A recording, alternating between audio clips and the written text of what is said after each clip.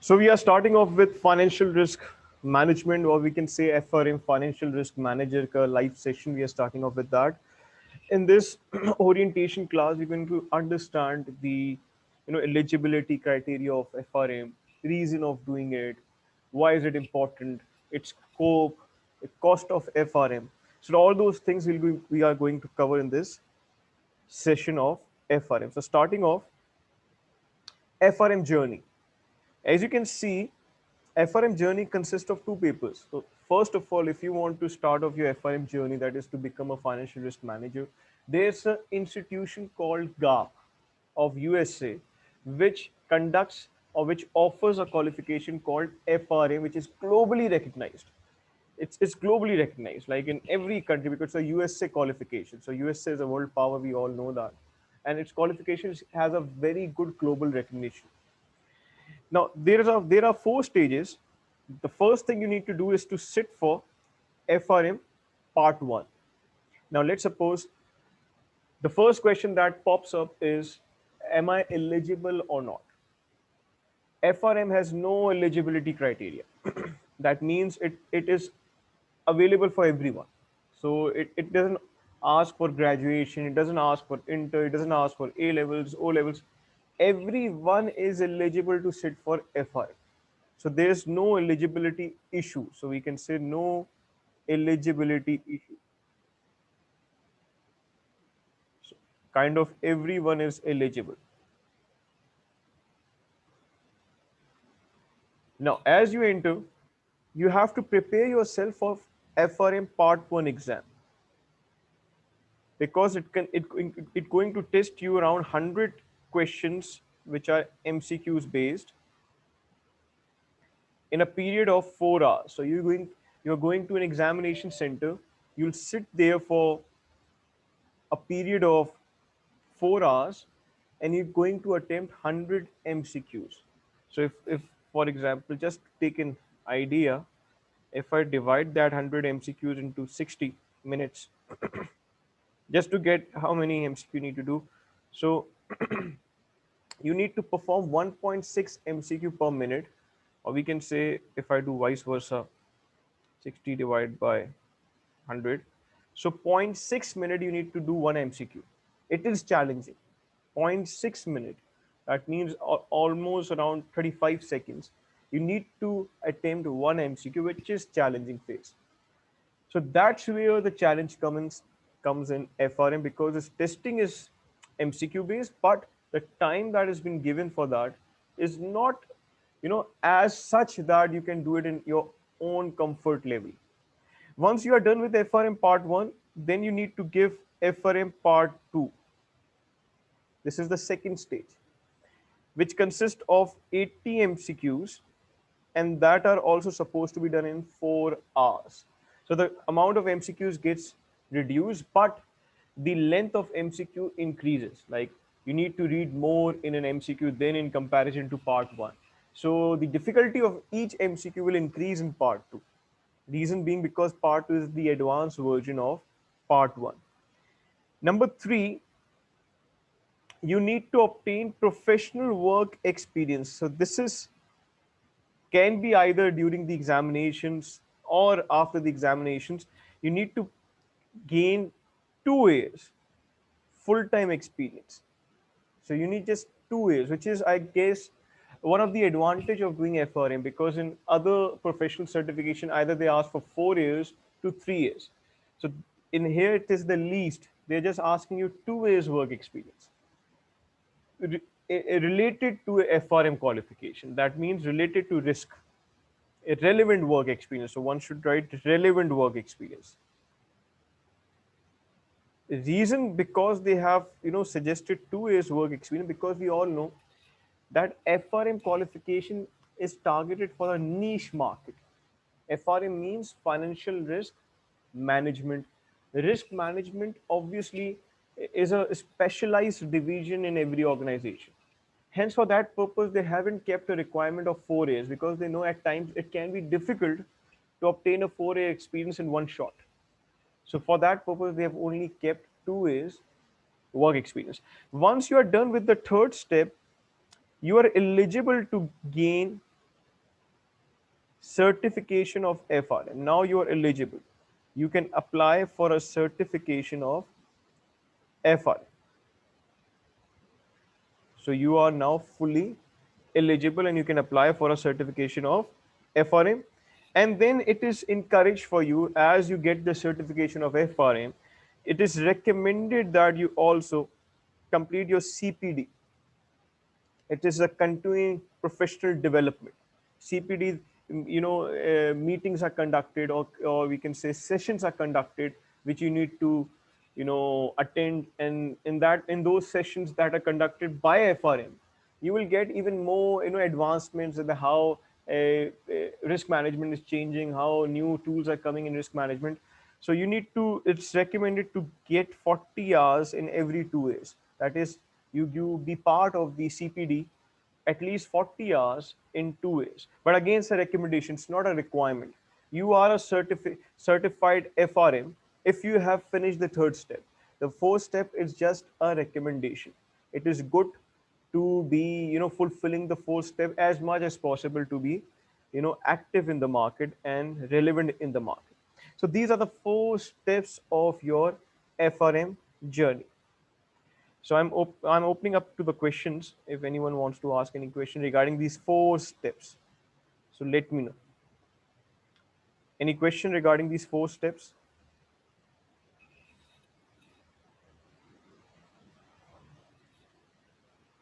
No? Assalamualaikum, Mohsin. Anas is here. My name is Anas Azam Khan. Could you hear me? Yes, yes. Mohsin, I want to ask about the fourth step, like recommended the CPD. Right now, I'm working in a bank. So, how could it be beneficial for me? I have a one question is this, and second one is that, can you explain the fourth step? What is recommended CPD? Okay. So basically what happens, let's suppose you get your FRM done in 2022, for example, right? You get your FRM certified in 2022. Now, obviously, a person who will be sitting in 2024, maybe he might be getting more advanced version of the syllabus. Maybe he might be getting, because syllabus gets updated every year, so he might be getting more advanced version of syllabus than you. That what you studied in your FRM, he might be studying more latest tools. Now, how do we fulfill that gap? So what happens, FRM conducts CPD, means continuing professional development, right? So it keep conducting CPDs so that you are aware of the latest tools that are being used in the risk management, the latest development that are being made in the risk management. How can you improve risk management? So that gap can be fulfilled for you by attending those CPDs. Like, let's suppose you get done your FRM in 2022. So if you are actively attending those CPDs provided by FRM institution will provide, it will, set up a hall, such as, let's suppose it might set up a conference in a hotel. It will give you an invitation. As being a certified FRM, you can go and attend that invitation, go and attend that conference or a session or a awareness session or a, advanced session. In that you will be updating your knowledge along with your professional life.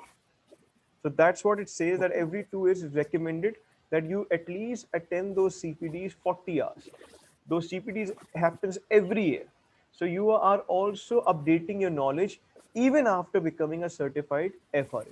But again, it's not a requirement, it is a recommendation. And it can, your first question, how it can help you in a banking industry, for sure. Let's suppose Basel is used in the banking industry framework. So if there is something new about Basel is coming up, obviously now you are already a certified FRM, you're not studying FRM anymore, but you can get to know about it in the CPD. You can get to know about it if you attend the CPD. So it will help you, make you updated in your field also, keep you updated in your field also. That's how it is, the fourth step helps out. I hope Thank you. it's clear. Okay. Any other question from anyone else?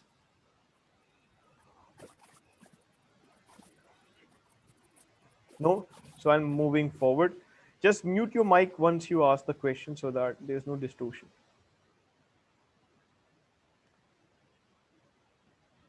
So now, getting a glimpse idea about the CFA exams. There are two parts. Number one is said to be CFA Part 1 exam, and number two is said to be CFA Part 2 exam. In the Part 1 exam, you have to sit for 4 hours. It is going to be a CBT. So, what do we mean by CBT? Computer based testing. So, that means you will be sitting in front of a computer and you'll be getting MCQs one by one. You will submit the answer of one MCQ, then move towards the other MCQ, then submit the answer of that MCQ, then move towards the other MCQ. In that, likewise, you'll get 100 MCQs. How many MCQs you get? 100 equal weighted MCQs. That means each MCQ, have an equal point. It cannot be like this, that one MCQ is a very easy MCQ of 1 point and the other one is a harder one of 3 points. No, each MCQ is equal weighted. Let's suppose out of 100, if you make 10 incorrect MCQs, so let's suppose it's 100 points. 10 incorrect, that means you'll get 90 points. So each MCQ is equally weighted.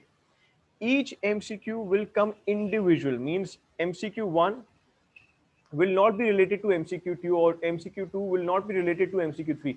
Each MCQ will come in their independent or in their individual level. So you need to focus MCQ by MCQ, MCQ by MCQ. Now question comes up, 4 hours, are 4 hours enough? See, if you are well prepared, if you have done enough practice, 4 hours are more than enough. I believe so. 4 hours are more than enough, because these are MCQs, and once you are very much blended with good practice, you can score very good in the examination, provided how much you have studied, how good concepts you have developed. So it could be challenging, but if you practice well before the exam, this is easily manageable. I'm using the word easily. So practice makes it, easily manageable. Once you have done part 1 exam, in the next window, you're allowed to sit for part 2 exam. Now, part 2 comes up with equally weighted 80 MCQs. Now, it's moving from 100 to 80. That means each MCQ is going to be difficult in comparison to the part 1. That's why it is giving you more time for each MCQ. In the part 1, you were getting 100 MCQs in 4 hours. Here you're getting 80 MCQs in 4 hours. That means FRM is allowing you more time per MCQ. Why will it be allowing that? Reason would be simple, that they are getting difficult. And obviously, as we move forward to see the syllabus also, it doubles in the part 2 exam. Like if the syllabus is 50% part 1, it gets 100% in the part 2 exam. Any question related to examination, let me know. If anyone has any question. Could you hear me, Mohsin? Hmm. Is there negative marking in this exam? No negative mark. You will be positively marked throughout. If you make any question incorrect, no negative marks for that, which is a good thing again. And yes, because I see that in very competitive exams, there is a trend which set up like of negative marking. Hmm. You know that every question you attempt to have, you don't have to attempt every question. In these days, you have only attempt selected questions. Hmm. So my question is this: if there is no negative marking, so is there any difference between this FRM and CFA, or both are same or both are different? I'll discuss that. I'll discuss the difference of CFA and FRM also in Okay, a, okay, okay. in the last, we can say, after compiling the FRM, we will have a short discussion on that. Plus your question regarding negative marking. See, most of the popular professional certified bodies do not implement negative marking, such as ACCA, such as CA, such as CFA, such as FRM itself, such as CAIA. So the most developed bodies did not implement negative marking. So there won't be any difference in competitiveness. It is good there is no negative marking, because it, as per research, people say now that negative marking does not helps a student, does not helps the body to identify a good student. Negative marking can happen, a bad day can happen to anyone. So that's why there is no negative marking in this. Here's one important point. Currently your part 2 exam is manual. That is, if someone is giving part 2 in May, it is a manual exam. But after May, part 2 exam is also converting into a CBT, which is a good thing. So part 2 will eventually be a computer based testing also. So as you people will be starting FRM from now, so you can, keep in mind that both the parts will be CBT in your time, which is a good thing, I believe so. Sure. Yes. Just now, let's discuss about certain dates, exam dates. Now let's suppose you're here in December. So when can you give your part 1? So you have two windows for giving your part 1 examination. Either you can give, here's one window, either you can give in May 8 to 21. One window is that, or either you can give in July 10 to 23. So it provides two windows to you, which is even a better thing because FRM understands that maybe a student might be giving, simultaneously other exams also, other professional body exams also. That's why it has given two windows. So if one conflicts, you can choose the other one also. Otherwise, if there is no conflict or no, you're not getting any clash between any exam or any important commitment, I would always suggest to choose the latest one. So always choose the which is the late one. So always choose the late one so you get more time of study. So there's a window you can choose between the window like 8 to 21 or 10 to 23. You can choose your date. The available dates will be provided to you when you'll register. You'll get the available dates on their FRM website. You'll choose the date which best suits you. You choose that. The center would be available. You'll go into the center and give your exam that day. One rescheduling allowed within the current month. So let's suppose you have registered for the exam and you want to reschedule. Let's suppose you chose the date 10th May and now you want to reschedule. You want a date, let's suppose 20th May. So one rescheduling is free. You can, apply one rescheduling if you are applying that within the current month when you registered. So just go, let's go through when can you register for these exams. There's an exam registration one, early registration, December 1, 2020 to January 31st, 2020, the fee would be 550. So if you register your part 1 exam during this time, December 1, 2020 to January 31st, 2021, you'll be able to get a discount on your examination fee. If you make a registration of examination on a standard time, which starts from February 1 and lasts to 31st, but you'll have to pay a higher examination fee. So let's suppose hypothetically we assume that you register for your exam in the early registration, you pay USD 550 plus you have to pay one time enrollment fee 400. So let's suppose you start off from December. You have to currently pay 550 plus 400 is equals to $950 USD to the FRM, to the Financial Risk Manager Organization, to the FRM body. You will pay that money, and you'll be registered for either of these exams. Up to you which one you want to give. You'll be registered for either of these exams. And if in case you want to, not if you're not registering for May or July and you want to go move to the December window, for that they have given you these dates, which start from May 21 to July 21. 550 early registration, standard registration is August to September. These are for the December exams.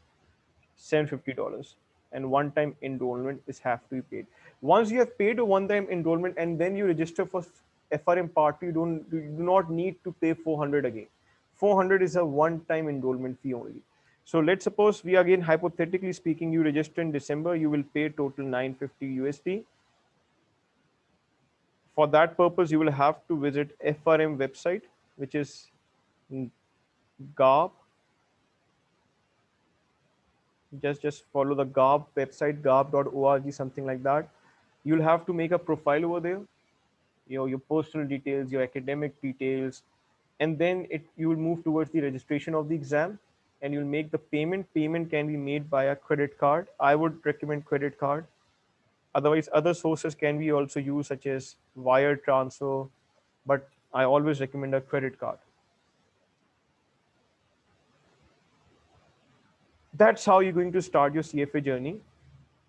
Over here, another important point, candidate can also move their sitting to a different available month for a deferral fee of USD 200 payable by credit card. So let's suppose candidate wants to defer to another month, like suppose from May to July. Like let's suppose it is moving his exam from one month to another month. That can also be done, but for that he will have to pay extra 200 USD. That is allowed, but for that he will have to pay extra $200. So that's how your part one will be started off. So any question on this, please ask.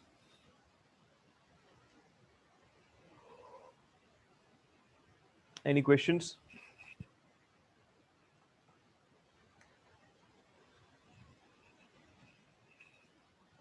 No?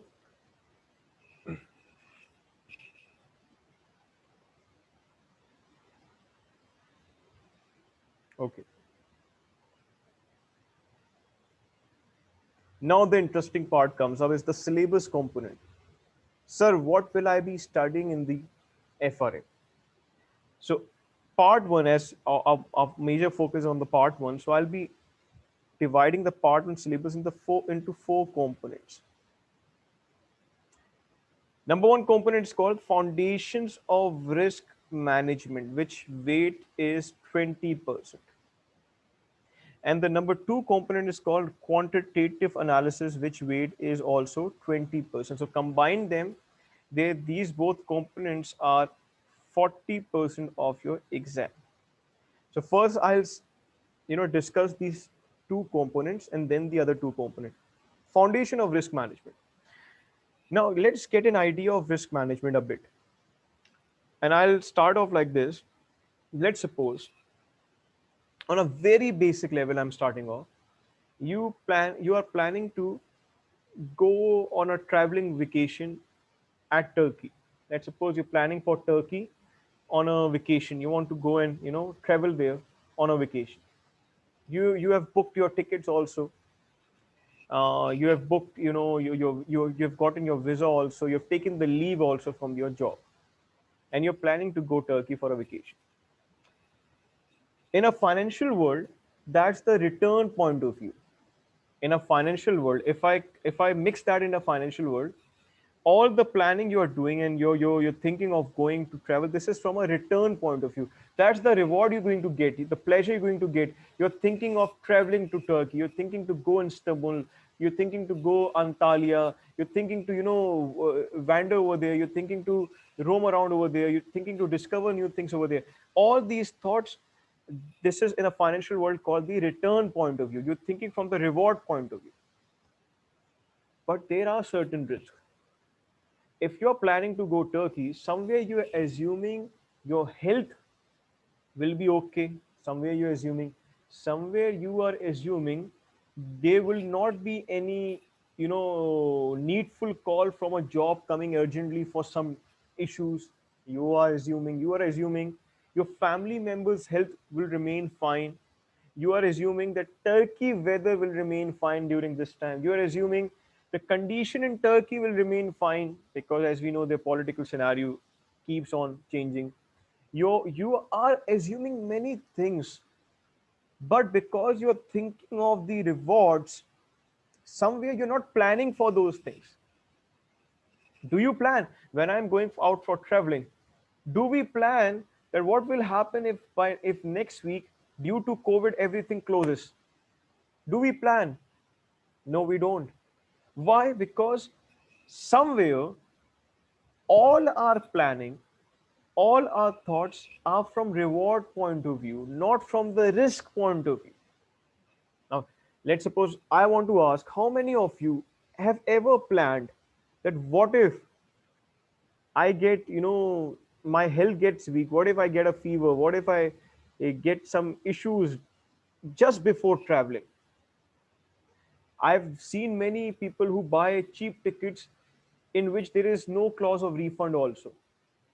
That means they are not even bothering about taking, considering the risk that can be there. So if I eventually think about those assumptions, like let's suppose you are planning to go on your job tomorrow. Again, you are making certain assumptions. Your car, your transportation would be available. Again, your health will be fine. Again, no important issue will come in your home for which you will have to stay. There are certain assumptions you're keeping in mind for which you're making no plan. There are certain risks.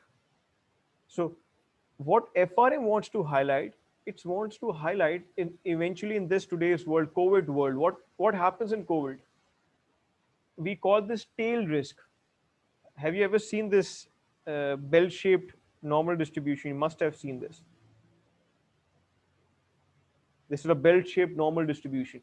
We call certain risks which are called tail risk, which has a very low probability to occur.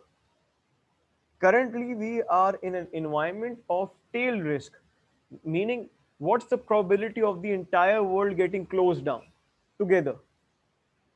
Zero probability. There is a zero probability that the entire world will close down together. So this is a tail risk right now we are facing, in which COVID is a tail risk, in which the probability of certain viruses is so low. If let's suppose there was no virus as such, and someone tells you that a virus may come and entire world will get closed down, you will say it's highly unlikely. You might give a probability of 0.0025%. So currently, we are all involved in risk management. Wear a mask on your face. Risk management. Follow the SOPs. Risk management. We are managing that. We're trying to managing that risk. Close the restaurants timely. Risk management. Keep a distance in your office. Risk management. And just see the behavior of the people. It is so difficult for them to manage the risk. You'll If someone will ask you to wear a face mask, you'll just see 40% people might wear a face mask, the other 60% might not. Reason being, because we are not taught or we are not trained to manage risk. Our mindset has always been focused toward rewards. Your employer gives you work overload. You are doing it because you know you need to get a salary. You want that salary somehow, but you're not seeing the risk involved, that it might affect your social life, it might affect your emotional life, it might affect your family. You're not seeing that because somewhere you're entirely focused into what? Return phase. So FRM is knocking your head, and it wants you to be focused towards the risk side. It is now giving awareness to all the organization that as much as profits are a big useful element for an organization, similarly managing the risk are also very useful. Otherwise those profits will quickly convert into a loss. So keep that mindset into your mind. Keep that mindset. That's the FRM mindset. Look from the risk perspective. Like let's suppose someone asks you, let's invest in the stock market. As being a risk analyst, you will look towards from the risk perspective.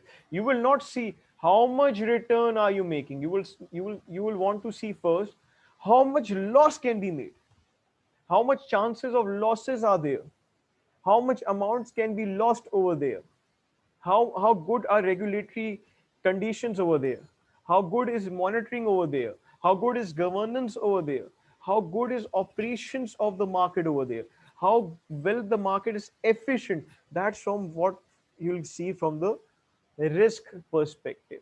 From the return perspective, obviously one will see how much return it offers, one would see how much liquidity is there, but you are looking through a risk perspective. That's your work. You need to guide the other person from the risk point of view. There are many analysts who are able to guide from the return point of view, but you are specifically the FRM person, will guide the other person from the risk point of view. Any question regarding what I have just said, or you can be part of a discussion of that also. So if any question or any input you would like to give, please do so. Anyone?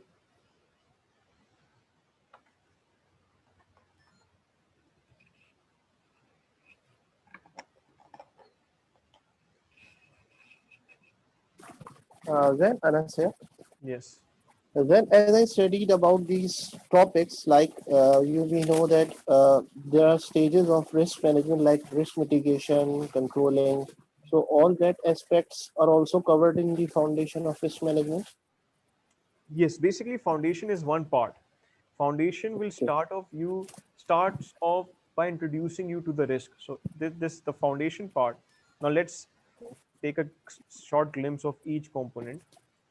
So this foundation parts will start off by introducing you different types of risk. You can see basic types risk, measurement, and management tools.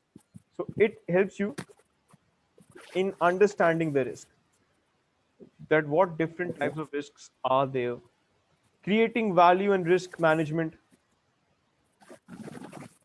risk governance, Yes. corporate governance, credit risk transfer mechanism, CAPM model, CAPM model, risk adjusted performance measurement, multi-factor models.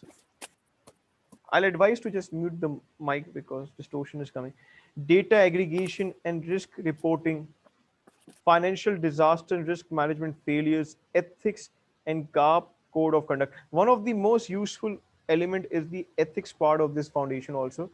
It will provide you with ethics, that how you need to be ethically sounded as being an FRM, financial risk manager. You need to be make sure you follow ethics also.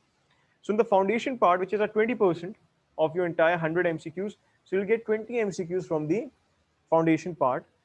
If I'm, yes, 100 20 per 20 MCQs will get. So this part I would not say very difficult. It's more of a theoretical part. If you see types of risk, such one person raised out that we can control risk, we can transfer risk, we can shift risk, we can avoid risk, we can accept risk. So all these, knowledge would be a foundation or basic knowledge would be provided in the first element, foundations of risk management. Like let's suppose CAPM model, capital asset pricing model. It helps us in, evaluating the systematic risk. If someone has ever heard the word systematic risk, means uh, a component of market risk, that how much risky is the market. So one component of that market risk is called systematic risk.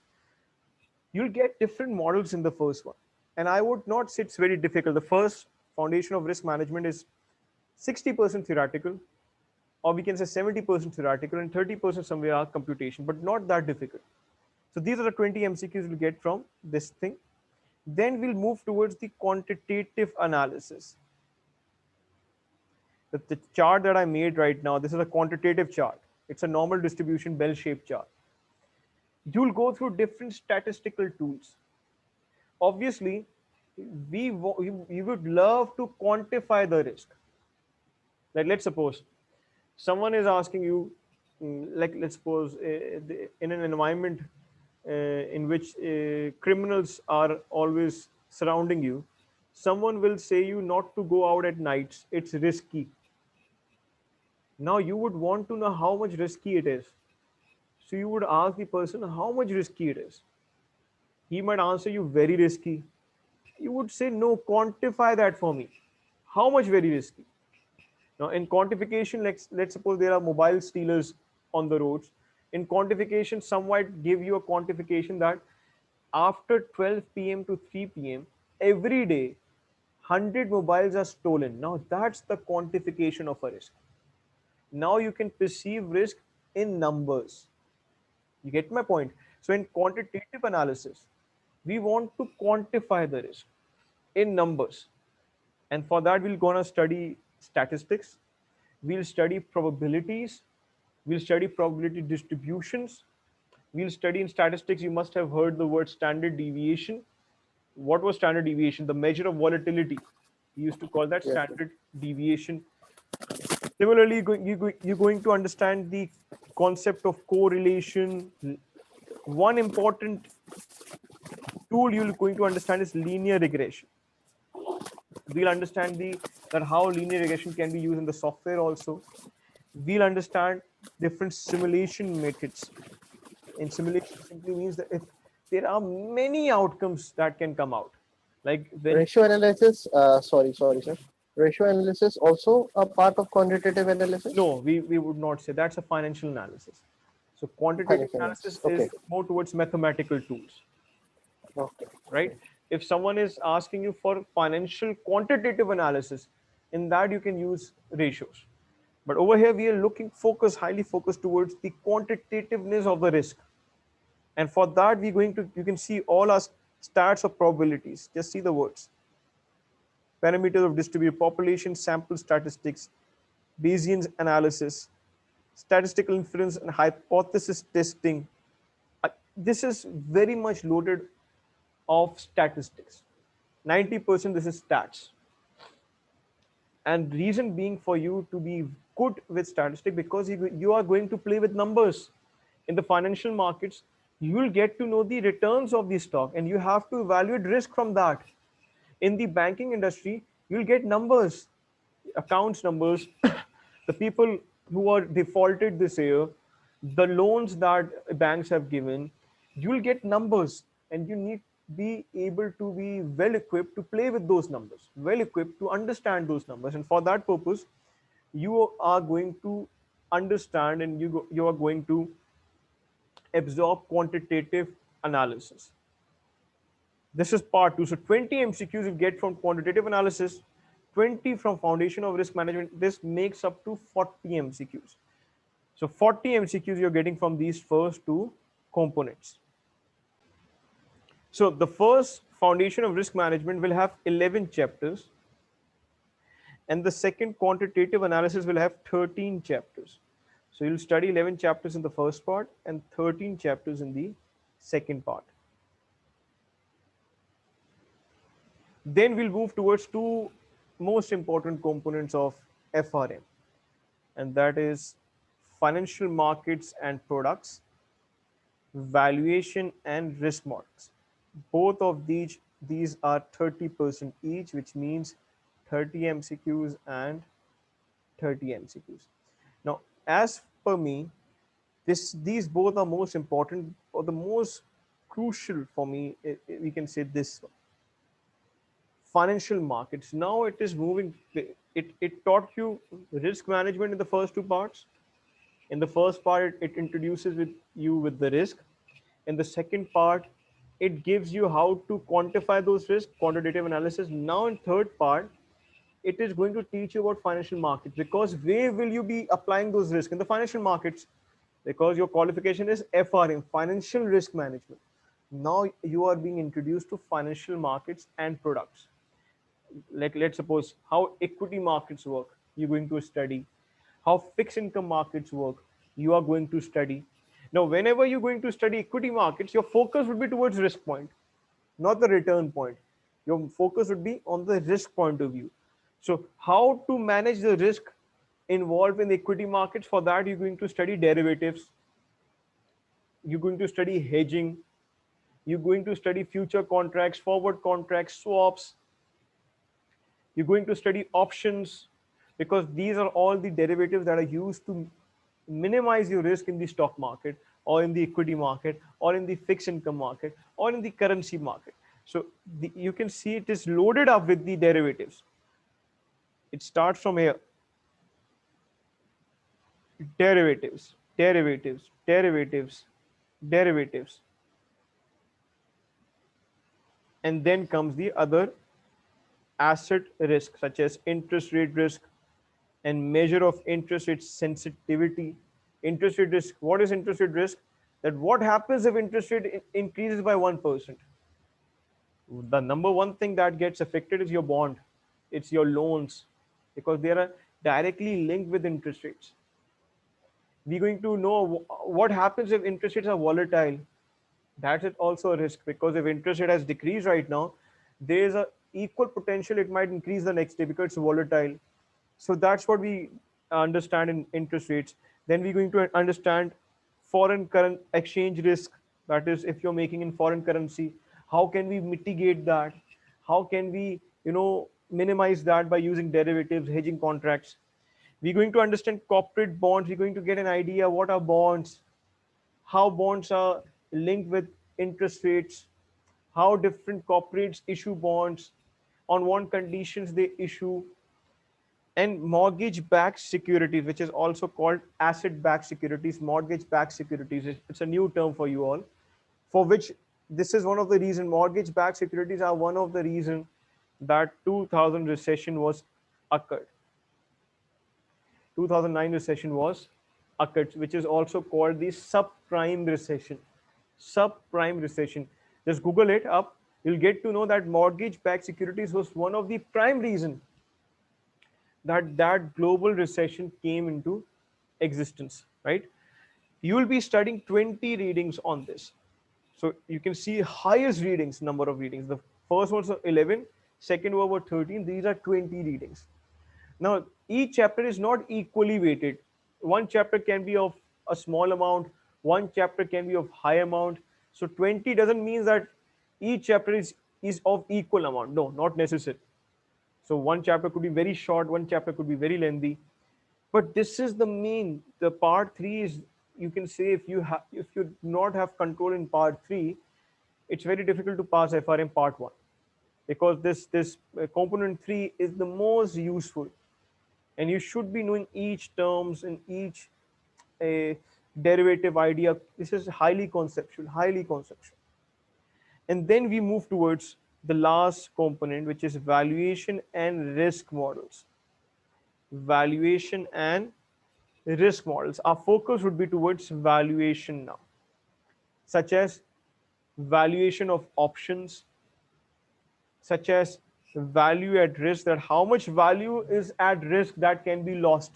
We call that VAR, value at risk. So let's suppose if I start a business, I'm trying to start a business of 20 million. I might be getting, profitability, I might be getting the revenue forecasted, that are all from return point of view. But somewhere I want to know that how much value is at risk. If I'm investing 20 million, how much how much minimum amount I can lose. That's called value at risk. Obviously, you will have to make an assessment. You cannot tell it like that only. You have to go through a statistical assessment. So we are going to apply the statistics we studied in part two on some of these areas, such as value at risk, shortfalls. Again, we're going to apply statistics, estimating volatility and correlation. Again, we studied correlations in the part two, and that is the second component, and we're going to apply that in the fourth component.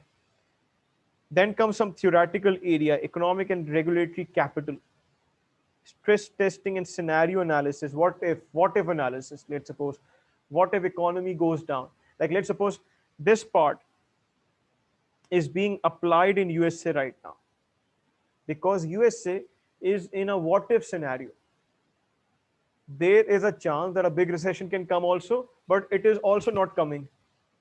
There is a chance that US dollar might go down eventually, but still it is stable.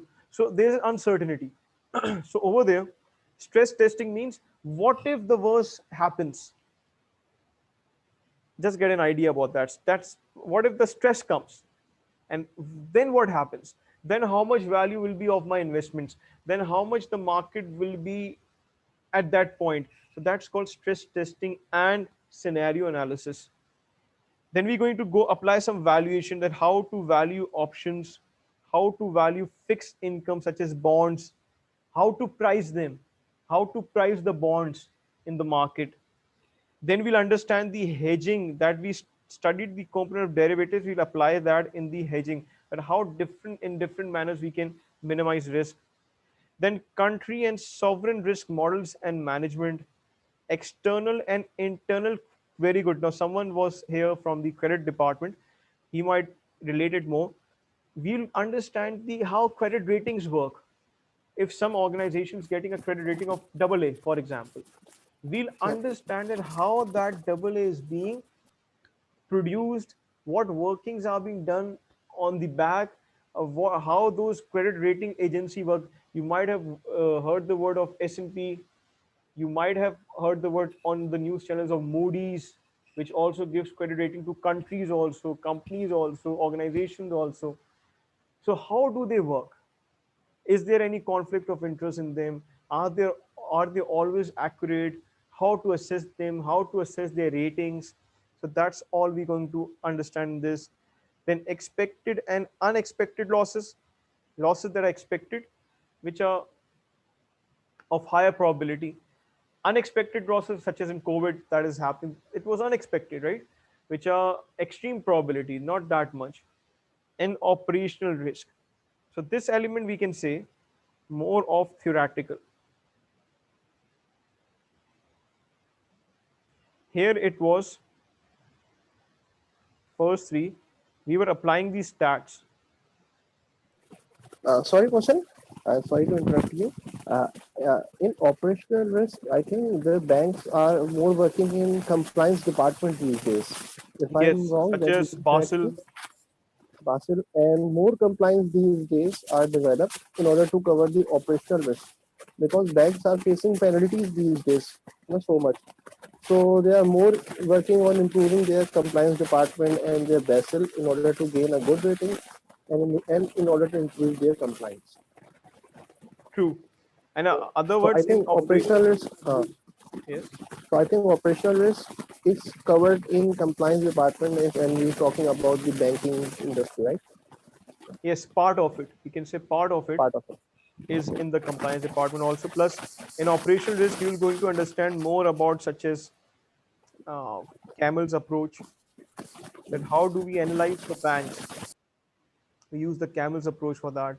Capital adequacy, asset base, management of the banks, earnings quality of the bank, liquidity of the bank, sensitivity of the banks. So this will also help you understand the operational risk of the bank. Let's suppose one bank, there's two types of bank, bank A and bank B. The amount of capital of bank A is very low, whereas bank B is very high. Who is at more risk? Obviously, bank A. Reason being because its capital adequacy may not be enough. If default happens, let's suppose if its customers gets defaulted with a high number, does the bank have enough capital to pay off to the depositors? It may not have. A may not have enough. Bank B will have enough. So who is more risky? Bank A. So we'll apply the Camel's approach also to understand how banks are more riskier, which banks can be more risky, which how to minimize the risk. So these are the four components from which you will be getting 100 MCQ in your part 1. 100 MCQ. And 16 readings are there, or we can say 16 chapters are there in the part 4. As I said, chapters on you should not take chapters that they are equal amount of chapters. No, that's why it is 16 over here and 20 over here, even though both weights are same. Reason being because one chapter could be very lengthy, one chapter can be very short. Likewise, so that's why one portion has a lower number of chapters, one portion has a higher number of chapters. So this is your syllabus component of FRM. So further, this is your part 1. Just to give my major focus was not on part 2, but just to give you a glimpse, part 2 comes up with additional 2. So you can see there are 6 portions in part 2: market risk and management, credit risk measurement and management. So one is entirely up to credit risk management. Operational and integrated risk management, one is entirely up to operational risk. Liquidity and treasury risk management, risk management and investment management. So someone asked me the question regarding investment bank. So this portion of your part 2 will help you out a lot in the investment banking. Yes, And yes, current more than three issues to in four part questions are covering. yes, 3 to 4 questions are covering banking industry right now. Out of these six, yes. And the last is the current issues in the financial markets, for which I was saying you big data is coming up, how to incorporate that. Algorithms are coming up, blockchain technology is coming up, cryptocurrency is coming up. How to incorporate those in the financial markets? How to make use of those in the these are current issues in the financial market. So you can see part 2 will lead you towards a prime financial risk manager. Part 2 will lead you towards prime financial risk manager. And after that, so this is a sample MCQ of a derivative. if someone has a slight idea of derivatives, he can just go through this entire MCQ. You'll get four options on it. Just to give you an idea that how MCQs are testing. So such MCQs will be given to you, and you'll get four options on it. You have to choose the right one and then proceed towards another MCQ. So that's how MCQ will pop up in your examination. This is over the arbitrage profits on the derivatives that can be made. So that's the topic that when you study the derivatives in the part 3, after that you'll be able to perform this MCQ. So this was up for the FRM. Just to in the last, as I suggested, I'll give a little comparison of CFA and FRM. So Mohsen, I want to ask one question about, if you could allow me. yes. Mohsen, right now these days that when you're pursuing an MBA these days, there's a slightly curriculum change that good universities are bringing is the MBA in FRM these days. Instead of finance and accounts, they are introducing finance and risk management. Like when you are pursuing MBA with IUBM or with IBA or LUMS. So, if I want to ask, what is the difference between if I am as an individual want to pursue MBA in FRM or FRM as a certification? So, what's the difference between these? Okay, good question. So one question has been asked that how can we differentiate between an academic qualification such as MBA and FRM and a Yes. professional certification that FRM is being offered by GAP? So my answer is simple. See, whenever you're doing an academic qualification, such as if you're doing MBA and FRM from a university, first thing that matters which university, Okay. because that degree is being provided by that relevant university. So first thing comes up which university.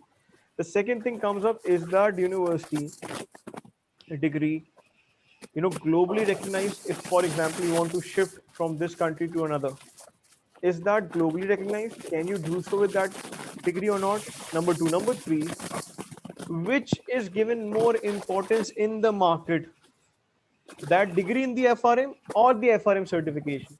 So these three things you need to consider. Now, if I see the first thing, accreditation of our university, or we all know that Middle East universities or South Asia universities are not that recognized in the financial world or in the global world. They are not that much recognized in the global world. So you will get problems in that. So even if you get a MBA of FRM from LUMS also, eventually you will have to do this qualification. Reason being, because you want to open your doors from a global point of view also. Number two, market. Does the market, which market consider what? Does it considers FRM or it considers your uh, MBA from FRM? So corporate world considers certification more. It consider professional certification more. Reason being, because in the corporate world, we need to imagine FRM is being introduced now by the universities. We need to imagine who would be the head in the corporate world. If he is an FRM, if the research risk management head is an FRM from GAP, obviously he would, want under him also the FRM from GAP. So in the corporate world also, professional certifications are preferred in comparison to university degree on these matters. So from the cost point of view also, if you would go for a degree, it would be so costly to you. I guess triple cost or four times the cost of an FRM entire program that you'll do the degree for. So it's better that stick to the proper version of FRM. And fourth, another point, in the academic program, they do not go into such details as FRM can go. FRM course can take you in different details. It has a standard of testing. It has an entire examiner sitting. Proper protocols are taken. So clear difference between a university and FRM in case of FRM only. Other courses like HR, universities are ahead. Marketing courses, universities are ahead. Business management, universities are ahead. Business administration, universities are ahead. But when it comes to financial and accounting courses, somewhere professional certifications are ahead than the academic world. Okay. Just a comparison of CFA versus FRM, which is written over here. You can see if CFA is the black circle, then FRM is the blue circle. That's the difference between the syllabus amount. CFA is a huge syllabus amount, whereas FRM is a lower syllabus amount. And there's a huge common area also between them. See this common area,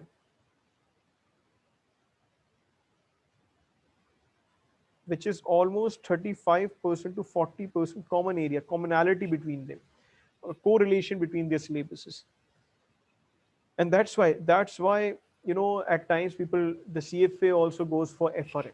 That's why you would see that a CFA is also teaching a FRM person, because CFA is well equipped to teach these and just understand this material.